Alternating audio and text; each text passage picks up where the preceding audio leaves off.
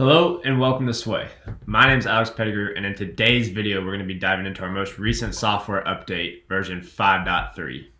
So 5.3 includes a wide variety of updates, but in today's video I want to focus on two of them. And those are going to be the decoupling of events and tests, and then also updates to our codes. First, let's dive into decoupling events and tests. To better understand what we mean by this, let's take a step back and talk about the three parameters you have to input whenever you're going to administer a test prior to 5.3. The first parameter we're going to talk about is the test protocol. The protocol is going to determine the sequence of tests that are administered to that athlete or patient. For example, the Sports Plus protocol includes the symptom survey followed by the MBEST balance test followed by 4 cognitive tests, where another protocol like the fall risk protocol will include the CDC 4-stage balance, reaction time, and the 30-second chair stand test.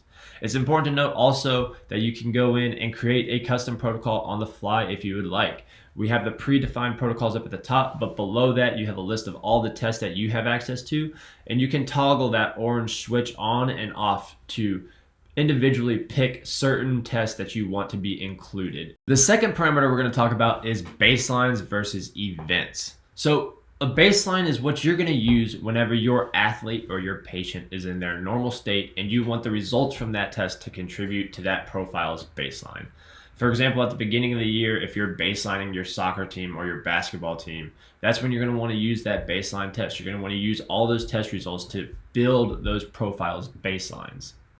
On the other hand, you're going to choose event whenever your athlete or your patient is not in their normal state. Say your athlete just got hit on the field, or your patient recently experienced a fall or total knee replacement. Those are all situations where they're not in their normal state, and you're going to want to use that event test instead of a baseline test. The third parameter you're going to need to input is whether you want the test to be a screening or an assessment. A screening is going to be a quicker test where you're going to take one trial of each test in the protocol. For example, with Sports Plus, you're going to take that symptom survey and then a single trial of MBEST, inspection time, reaction time, impulse control, and memory. On the other hand, assessment's going to be a longer, deeper dive. You're going to take a practice trial of each test followed by 2 to 3 more trials of each test in the protocol to get a bigger sample size. Now that we've touched on those 3 parameters at a high level, let's take a quick look at the new user interface that you're going to see when you go to select those 3 parameters post 5.3.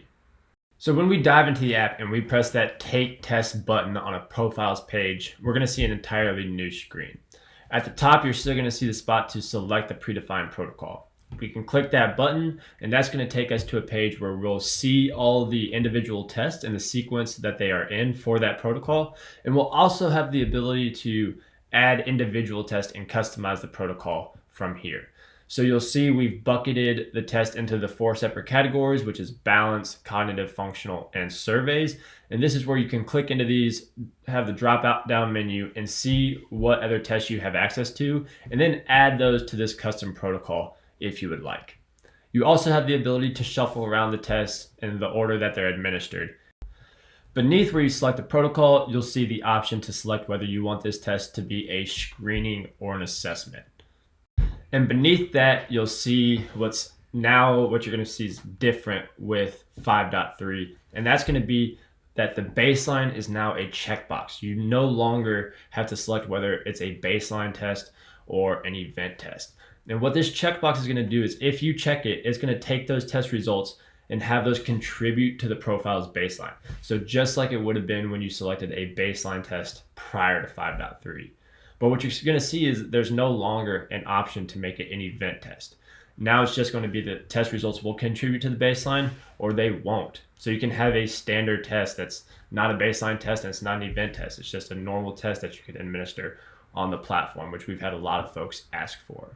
And so now where that leaves us is what happened to events. What are events now?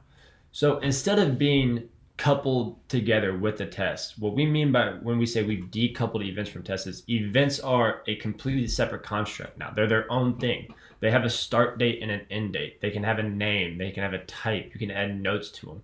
It's a flexible tool for you to represent many more things than just simply the return to play protocol. It could represent a post-injury a rehabilitation process or surgery rehabilitation process. It could represent a wide variety of things. So there's going to be several different places where you can create an event from the profile. So we're on the test builder right now. At the bottom, you're going to see that create event button. And when you click on that, this is where you'll be able to go in and enter its name, type, start date, and notes.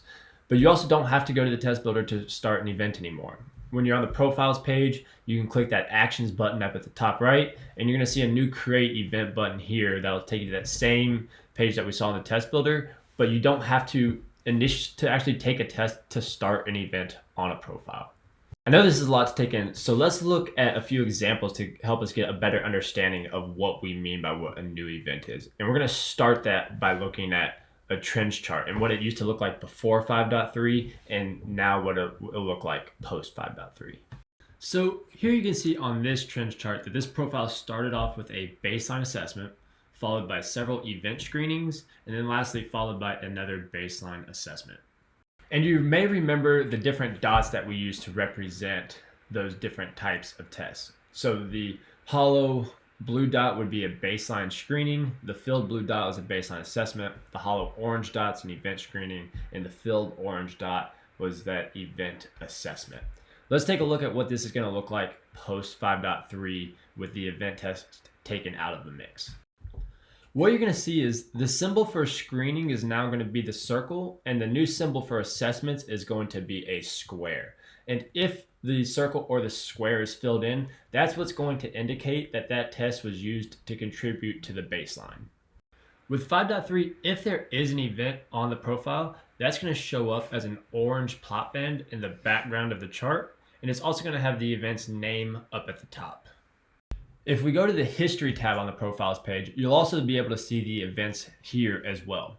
You'll be able to click into the event up at the top, but then you'll also be able to see what tests were administered during the course of that event. So it's no longer based on an event test like we've talked about, but what you will see is the event wrapping around all of the tests that were taken during the date range that that event encompasses.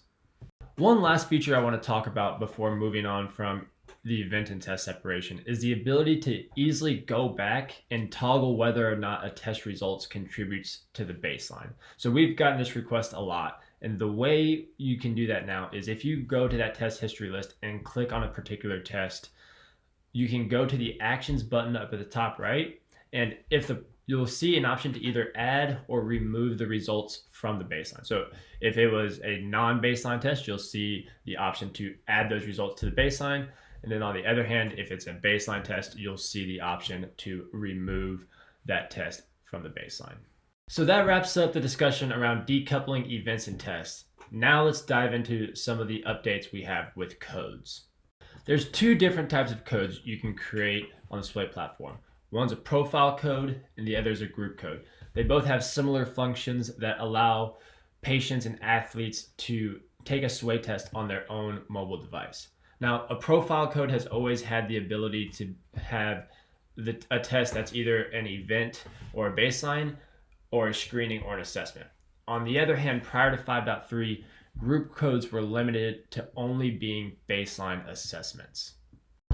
What we've done with group codes in 5.3 is expanded it to where a group code can have any type of test that you'd like on the system. So instead of only being a baseline assessment, now you have the option to select whether it's a screening or assessment, and also have the option to toggle whether or not you want those results to contribute to the profile's baseline.